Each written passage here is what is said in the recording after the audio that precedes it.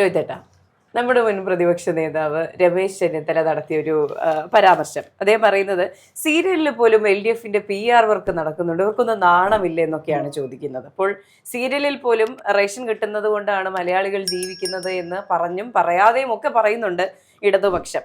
അപ്പോൾ ഇവരാണ് ഇനിയും അടുത്ത ഭരണം നേടുമെന്ന് അവകാശപ്പെടുന്നത് എന്നുള്ളതാണ് ഇതിന്റെ എല്ലാം വിരോധാഭാസം. എനിക്ക് തോന്നുന്നു ഇനി ഇലക്ഷൻ ഒരു 3 മാസം കൂടി ബാക്കി നിൽക്കുകയാണ് കേരളത്തിൽ.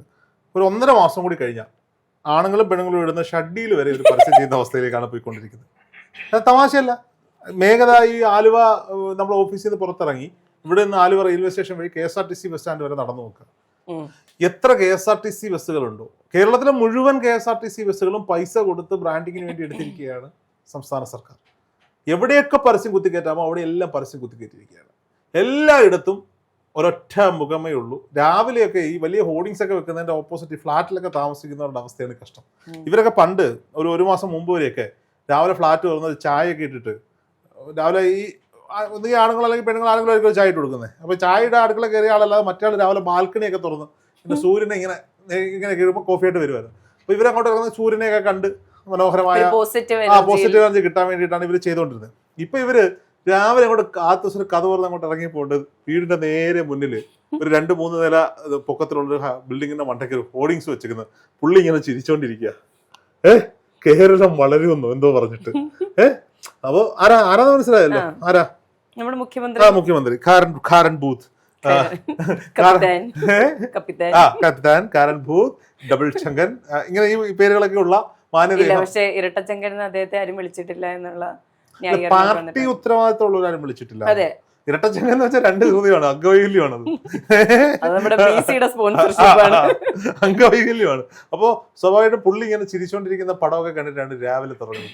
അപ്പൊ രാവിലെ ചായ കുടിക്കാൻ വേണ്ടിയിട്ട് പുള്ളി കഥ തുറന്നു. പുറത്തേക്ക് കൊണ്ട് നേരെ മുന്നിൽ ഇങ്ങനെ ചിരിച്ചോണ്ടിരിക്കുന്ന പടം പുള്ളി കണ്ടു തുറന്നു. ആദ്യമേ ഇത് കണ്ടു, മറ്റേ ഒരു ചേർത്തൊരു തെറിയും വിളിച്ചിട്ട് തിരിച്ചു ചെയ്യുന്നത്. അപ്പോൾ ഭാര്യ, എന്താ മനുഷ്യ നിങ്ങൾ രാവിലെ തെറി വിളിക്കുന്നതെന്ന് ചോദിച്ച് ഒരു കപ്പ് ചായ കൊണ്ട് കൊടുത്തു.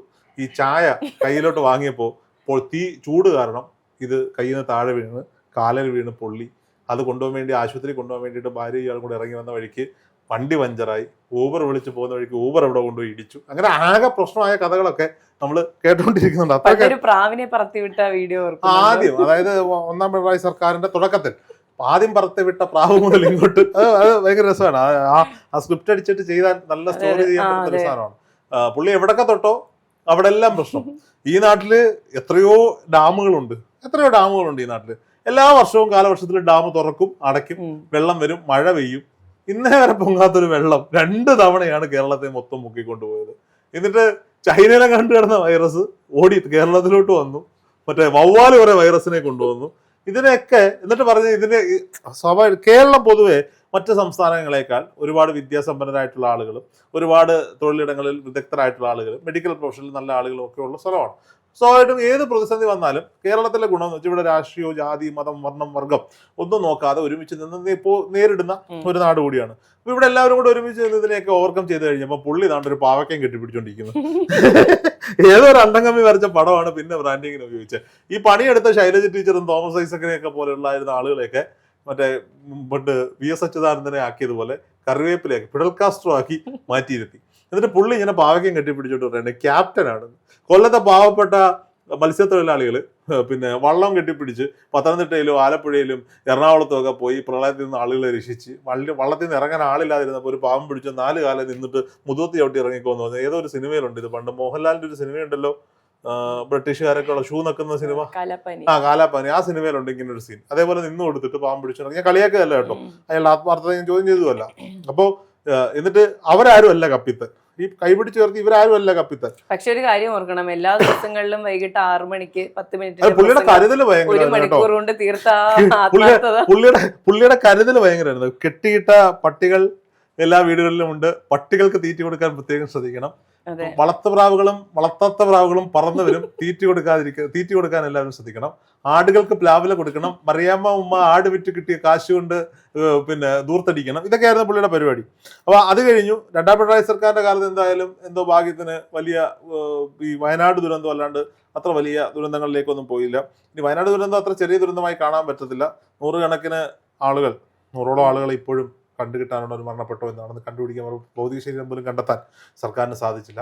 700 കോടി രൂപയിലധികം ഈ നാട്ടിലെ പട്ടിണി പാവങ്ങളും പണക്കാരും സർക്കാർ ഉദ്യോഗസ്ഥരും സാധാരണ ജീവനക്കാരും തൊഴിലുറപ്പ് സ്ത്രീകളും രാഷ്ട്രീയ പ്രസ്ഥാനങ്ങളും ചേർത്ത് മുഖ്യമന്ത്രിയുടെ ദുരിതാശ്വാസ നിധിയിലേക്ക് സംഭാവന ചെയ്തിട്ട് ഇപ്പോഴും ആ പാവങ്ങൾ ദുരിതക്കയത്തിൽ നയിക്കുന്നു. കാരണം ഇലക്ഷൻ എടുക്കാൻ കാത്തിരിക്കുകയാണ്. സീരിയസ്, ഇത് നേരത്തെ പണിഞ്ഞു തീർക്കാൻ പറ്റില്ല. ഇലക്ഷൻ എടുക്കാൻ കാത്തിരിക്കുകയാണ്. എന്നിട്ട് വീട് വെച്ച് കൊടുക്കാത്ത കോൺഗ്രസ് നിയമമാര് നായകരായമാനം തെരുവിളിച്ചുകൊണ്ടിരിക്കുകയാണ്. വീട് വെച്ച് കൊടുക്കാമെന്നേ പറഞ്ഞുള്ളൂ. സ്ഥലം വാങ്ങി കൊടുക്കേണ്ടത് സർക്കാരിന്റെ ഉദ്യോഗസ്ഥർ. ഇപ്പൊ സർക്കാർ അവര് സ്ഥലം വാങ്ങിയിരിക്കുന്നു. മുസ്ലിം ലീഗ് വീടുകൾ ഹാൻഡ് ഓവർ ചെയ്യാൻ തയ്യാറാക്കി വെച്ചിരിക്കുന്നു.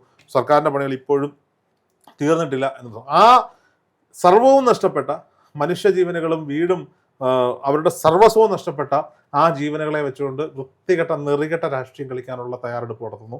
രക്തസാക്ഷി ഫണ്ടിൽ കൈയിട്ട് വാരുന്നു. സാക്ഷാൽ കേരളത്തിൽ ജനിച്ച് കേരളത്തിൽ വളർന്ന അയ്യപ്പ ഭഗവാൻ കുടികൊള്ളുന്ന ശബരിമലയിൽ നിന്ന് കോടിക്കണക്കിന് രൂപയുടെ സ്വർണം കക്കാൻ കൂട്ടുനിൽക്കുന്നു, കണ്ണടച്ചു കൊടുക്കുന്നു. എന്തെല്ലാമാണ് ഇവിടെ നടന്നുകൊണ്ടിരിക്കുന്നത്. നാഷണൽ ഹൈവേയുടെ ഉത്തരവാദിത്വം ഏറ്റെടുക്കാൻ മരുമോനും അമ്മയപ്പനും കൂടി പോയി. നാഷണൽ ഹൈവേക്കെതിരെ സമരം ചെയ്ത ഒരേ ഒരു പാർട്ടി ഏതാ? പണ്ട് CPM ആണ്. അവരന്ന് പറഞ്ഞത് എന്താ? നാഷണൽ ഹൈവേ 40 മീറ്റർ വീതിയിൽ വന്നു കഴിഞ്ഞാൽ ചന്ദ്രൻ ചേട്ടന്റെ പശുവിനെ ഇക്കരെ അക്കരെ കൊണ്ടുപോകാൻ പറ്റത്തില്ല, എങ്ങനെ കൊണ്ടുപോകുന്ന ചോദിച്ചത്. എന്നിട്ട് ഇപ്പൊ പറയുകയാണ് ഇത് ഞങ്ങളാണ് സ്ഥലം. ശരിയാ, നിങ്ങളാ സ്ഥലമായിട്ട് എടുത്തു. കോൺഗ്രസ്സുകാരനോ BJP-കാരനോ സമരം ചെയ്യാൻ അങ്ങോട്ടൊന്നും വന്നില്ല. അവരാകെ സമരം ചെയ്ത് അടിപ്പാതകൾ ഉണ്ടാക്കുന്നതുമായി ബന്ധപ്പെട്ടാണ് കോൺഗ്രസ്സുകാരുടെ സമരം ഉണ്ടായത്. ചെയ്തോളൂ, വേണ്ട രീതിയിൽ ചെയ്യണം, ഇതായിരുന്നു അവരുടെ നിലപാട്. നമുക്ക് 5 വർഷക്കാലമായി ഇവിടെ ഒരു പ്രതിപക്ഷം ഭരിക്കുകയാണ്. ഈ പ്രതിപക്ഷം എവിടെയെങ്കിലും ഒരു ഹർത്താലിന് ആഹ്വാനം ചെയ്തിട്ടുണ്ടോ? ഒന്നും ചെയ്തിട്ടില്ല. അവർ സർക്കാരിനൊപ്പം നിന്ന് നല്ലതിനും മോശം കാര്യം വരുമ്പോൾ മോശമായിട്ടും പറഞ്ഞുകൊണ്ട് തന്നെ മുന്നോട്ട് പോകുന്ന ഒരു കാഴ്ച നമുക്ക് മുന്നിൽ ഇവിടെ കണ്ടുകൊണ്ടിരിക്കുന്ന ഒരു സാഹചര്യത്തിൽ കേരളം പോകും. ഇപ്പൊ രമേശ് ചെന്നിത്തല പറഞ്ഞ ആ വിഷയം 100% സത്യമാണ്. എനിക്ക് ആ ഭയങ്കരമായി ഇഷ്ടപ്പെട്ട ഒരു വിഷയം എന്ന് വെച്ചാൽ ഷാഫി എന്ന് വിളിച്ചുകൊണ്ടാണ് പുള്ളി തുടങ്ങുന്നത്. ഈ ഇലക്ഷന്റെ കേരളത്തിലെ ചുമതല, അതായത് പ്രചരണങ്ങളുടെ ചുമതല ഈ പറയപ്പെടുന്ന രമേശ് ചെന്നിത്തലയുടെ നേതൃത്വത്തിൽ ഷാഫി പറമ്പിലും ശശി തരൂരും അടങ്ങുന്ന സംഘത്തിലാണ്. അപ്പോൾ സ്വാഭാവികമായിട്ടും ഗ്രൂപ്പ് തർക്കങ്ങളൊക്കെ ഇവരൊക്കെ തമ്മിലുണ്ട്. അതാണ് ഇപ്പോൾ രമേശ് ചെന്നിത്തലയും ഷാഫി പറമ്പിലും ഒക്കെ ആയിട്ടുള്ള യോജിച്ചിട്ടുള്ള ഒരുപാട് വിഷ്വൽസോ ഫോട്ടോസോ നമ്മൾ കണ്ടിട്ടില്ല. ഇനിയിപ്പോൾ അത് കാണാൻ പോവുകയാണ് എന്നാണ് എനിക്ക് തോന്നുന്നത്. സ്വാഭാവികമായിട്ടും രമേശ് ചെന്നിത്തല ഒരു വലിയ താരോദയം സൃഷ്ടിക്കുകയാണ് കോൺഗ്രസിൽ.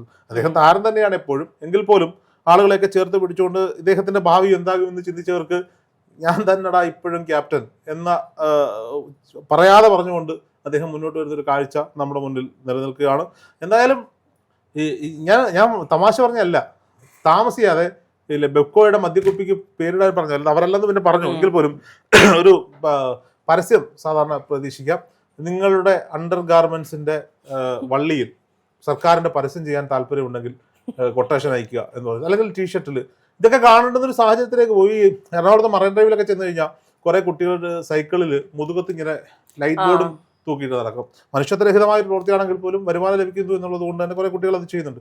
അത്തരത്തിൽ ഇനി പിണറായി വിജയന്റെ പടമൊക്കെ വെച്ചുകൊണ്ട് ഈ മറ്റേ പുള്ളി ഫ്ലാറ്റിലെ പുള്ളി ബാൽക്കണി തുറക്കാറില്ല. ഇപ്പോൾ പുള്ളി രാവിലെ ബാൽക്കണി അല്ലാതെ ഫ്രണ്ടിൽ കൂടെ തുറന്ന് താഴെ വരുമ്പോൾ കാണാം ഇവന്മാർ ഇത് സാധനം ഇട്ടുണ്ടോ എന്നിട്ട് കണി കാണിക്കാൻ വരുന്ന ഒരു സാഹചര്യത്തിലേക്കൊക്കെ പോകുമെന്നുള്ളതാണ്. കോടിക്കണക്കിന് രൂപയാണ് ദൃശ്യ മാധ്യമങ്ങൾക്ക് ഇവര് PR വർക്കായിട്ട് കൊടുത്തുകൊണ്ടിരിക്കുന്നത്. അതുപോലെ തന്നെ വ്യക്തികൾക്കും കൊടുക്കുന്നുണ്ട്. അതാണ് കഴിഞ്ഞ ദിവസം MP ഗോവിന്ദന്റെ പരിപാടിയിൽ കണ്ടതും. എന്ത് ഒരു അപ്പൂപ്പൻ വന്നിട്ട് എന്റെ അപ്പൂപ്പ നിലപാട് മാറ്റി. ഞാൻ മനഃപൂർവ്വം പറഞ്ഞതാ. അപ്പൂപ്പ നിലപാട് മാറ്റി. അപ്പൂപ്പൻ പറഞ്ഞു, എന്നോട് പറഞ്ഞു പൈസ കൊടുത്തിട്ടുണ്ടെങ്കിൽ അതുപോലെ തിരിച്ചു തരുമെന്ന് എന്നോട് പറഞ്ഞു. ഞാൻ അതുപോലെ ചെയ്തു. അല്ല, അപ്പൂപ്പ പിന്നെ ഇപ്പൊ പറഞ്ഞു അങ്ങനല്ല, പെൻഷൻ കിട്ടിയ പൈസയാണ്. അപ്പൂപ്പ കിടന്ന് ഉരുണ്ട് കളിക്കുന്നുണ്ട്.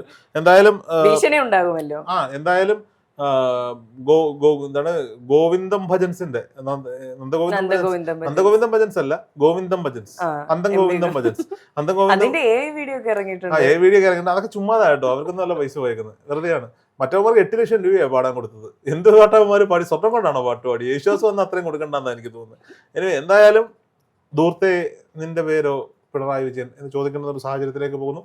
PR വർക്കുകൾക്കൊക്കെ കുറച്ച് പൊടി കൈ എന്തിനെങ്ങനെ PR ചെയ്യുന്നത് എനിക്ക് മനസ്സിലാവുന്നില്ല. ഈ പൈസ കൊണ്ട് നാട്ടിൽ വല്ല സേവനം ചെയ്തായിരുന്നെങ്കിൽ 10 കോടി പിന്നെയും കിട്ടിയേനെ. പിന്നെ അല്ലാതെ 10 കോടി ഇതങ്ങാണ്ട് കണ്ടിട്ട് ആരുടെ പരസ്യം ചെയ്യാൻ പറ്റും? എത്ര ആയാലും നമുക്ക് പിന്നെ എന്തരച്ച് വെച്ചാൽ എന്താ കറി താളല്ലേ എന്ന് ചോദിക്കുന്ന ഒരു പഴഞ്ചില്ലേ?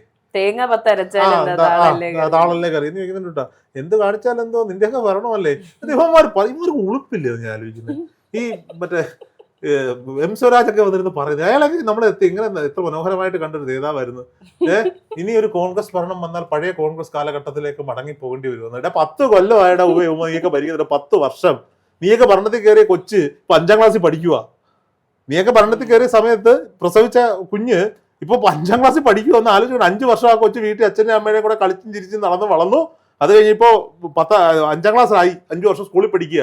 ഇപ്പോഴും പണ്ട് ഉമ്മൻചാണ്ടി ഉണ്ടാക്കി വെച്ചതിന്റെ പ്രീതിയും പിടിച്ചുകൊണ്ട് നടക്കുകയാണ് ഇവന്മാർ. എന്നിട്ടാണ് പറയുന്നത് പഴയ കോൺഗ്രസിന്റെ കാലത്ത് ഇവർ കുറച്ച് പാഠപുസ്തകം അടിച്ച് അങ്ങോട്ട് വെച്ചിട്ട് ഇതാണ് രമേശ് ചെന്നിത്തല ചോദിച്ചത് കറക്റ്റാ.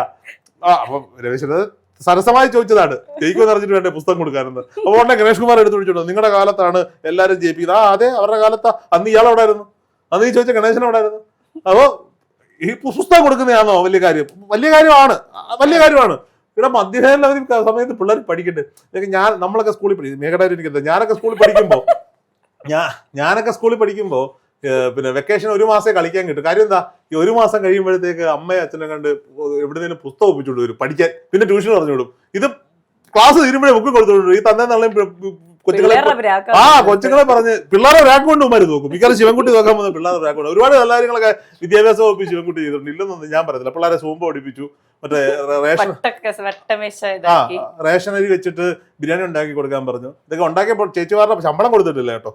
പാവപ്പെട്ട അടുക്കള തൊഴിലാളികളുടെ ശമ്പളം ഇപ്പോഴും കൊടുത്തിട്ടില്ല എന്നുള്ളതാണ്. അപ്പോൾ എന്താട്ടെ പിന്നെ PMC-യിലൂടെ ഒക്കെ കോടികളൊക്കെ കിട്ടുമെന്നൊക്കെ പറയുന്നത്, എനിക്കറിയത്തില്ല. എന്തായാലും ഇനിയും നോക്കി വോട്ട് ചെയ്യണമെന്ന്. വേറൊരു കക്ഷി വോട്ട് പിടിക്കാൻ ഇറങ്ങിയിട്ടുണ്ട് കേട്ടോ. കണ്ടായിരുന്നോ? കോഴിക്കോടോ കാസർഗോഡോ അങ്ങാണ്ട് കറുത്ത ബെന്നിനൊക്കെ ഇട്ടുകൊണ്ട് വന്നിട്ട് നോക്കി വോട്ട് ചെയ്യണം, ന്യൂനപക്ഷങ്ങൾ ഉണ്ടാക്കിയത് യുവമാരാണ്. ഇവനാരാ ഇവന്റെ 4 പാട്ട് 4 പേര് കേട്ടെന്നും പറഞ്ഞിട്ട് ഈ പുള്ളി പിന്നെ ഒരു ബനിയന് ഒരു പാൻറ് ഇട്ടിട്ട് വന്നിട്ട് നോക്കി ഇവനെന്ത് രാഷ്ട്രീയ, അല്ലെങ്കിൽ നീ പച്ചയ്ക്ക് പറ, നിന്റെ നിലപാട് നീ പച്ചയ്ക്ക് പറ. ഏത് പാർട്ടിക്കാ വോട്ട് ചെയ്യണ്ടേ? നോക്കി വോട്ട് ചെയ്യണം. ശരി, നീ ഞാൻ അംഗീകരിക്കാം, വേടൻ എന്ന് പറയുന്ന പ്രിയപ്പെട്ട സുഹൃത്തിനെ അംഗീകരിക്കാം. നീ പച്ചയ്ക്ക് പറ, എടാ വോട്ട് ഇടതുപക്ഷത്തിന് ചെയ്യണമെന്ന് പറ, നീ നിലപാട് പറ. നീ അല്ലാതെ വന്നിട്ട് നോക്കി വോട്ട് ചെയ്യണം. ന്യൂനപക്ഷങ്ങൾ ഉണ്ടാക്കിയത് യുവമാരുള്ളത് കൊണ്ടാണെന്ന് പറഞ്ഞ ഇവിടുത്തെ വാക്കുകൾ ഈ കേട്ടോണ്ടിരിക്കുന്ന ഊളൊക്കെ ഇതൊന്നും മനസ്സിലാവുന്നില്ല. ഇവൻ മറ്റേ മോഹൻലാവ കേൾക്കാൻ നിൽക്കുക. അടി എന്ത് പറഞ്ഞത് അടി കഷ്ടം എന്നല്ലാതെ എന്താ പറയേണ്ടത്? കഷ്ടം എന്നല്ലാതെ എന്താ പറയേണ്ടത്?